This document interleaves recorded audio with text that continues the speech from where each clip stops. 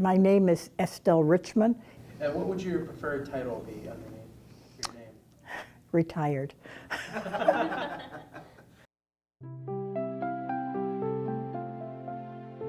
Estelle is the epitome of a modern-day Renaissance woman.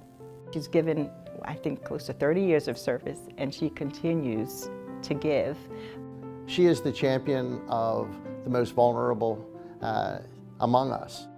Estelle Richman is just this remarkable woman, someone who is a leader in behavioral health at the county, state, and federal level, and is someone who I think has committed her entire life to public sector and doing good.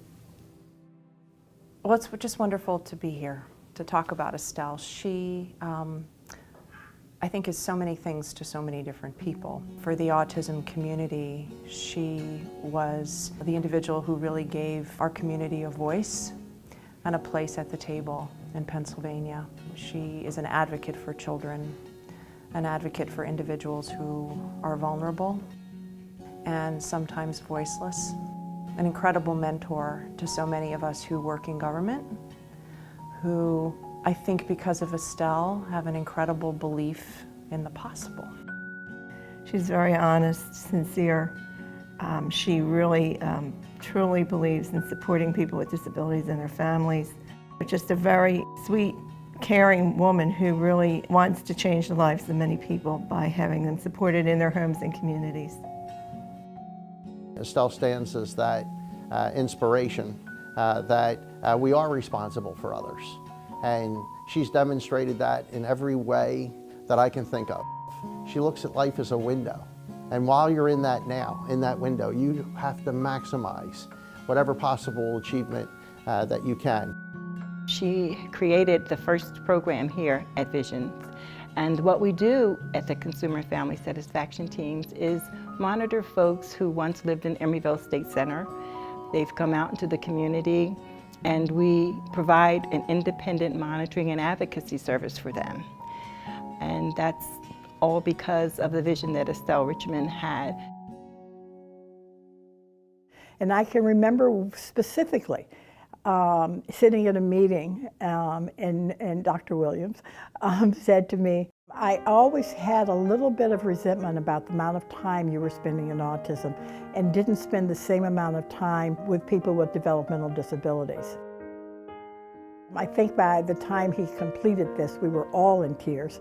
And he gave me credit because his son had been diagnosed with autism. And because of some of that energy we have spent, there was now an array of services and supports that had not been there earlier. Folks used to tease us about the fact that we had our own language and they didn't want to come into our meetings because we were talking behavioral health speak. But because of that, she made opportunities that were unheralded in state government. We closed 3 state hospitals, we expanded Health Choices Managed Care to the rest of the state, we created certified peer specialists, we created a forensic initiative and task force, we created permanent supported housing. It was her vision and her ability to say, you have a team, go do it. I just admire her so as a woman, as a leader, as someone who has incredible passion for the work that she does, but compassion for the people that she serves.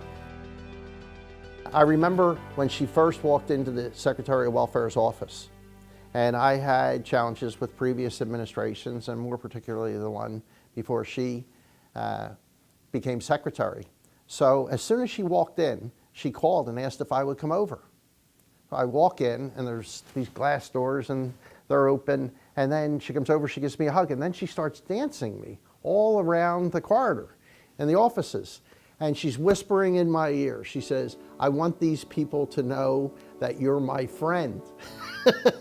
And that was the beginning of a wonderful relationship.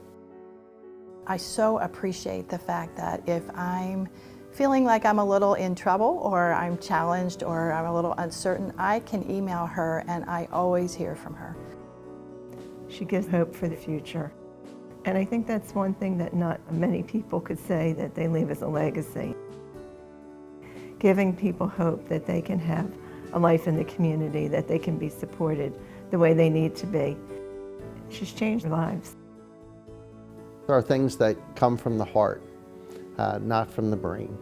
And I think in this time that we're in right now, people are attacked because they think with their heart. And I think we have to. And I think Estelle is the representation of that responsibility. It's through programs that Estelle put in place and maintained that my daughter's still able to get out in the community, have a wonderful life, celebrate with her family, her birthdays, holidays.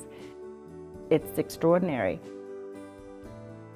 My own son, who I don't talk about a lot, would not have a chance at a future the way I feel he does now if it hadn't been for Estelle. I'm still trying to understand what retirement means. I still have a problem saying no. So if someone presents me with a way to help, I often take it. One of my ongoing missions in life, which I still respond to, is the integration of all of our services. I'm going to continue to try to reach towards those goals of integration, respond to those who ask me to do things, and to stay retired.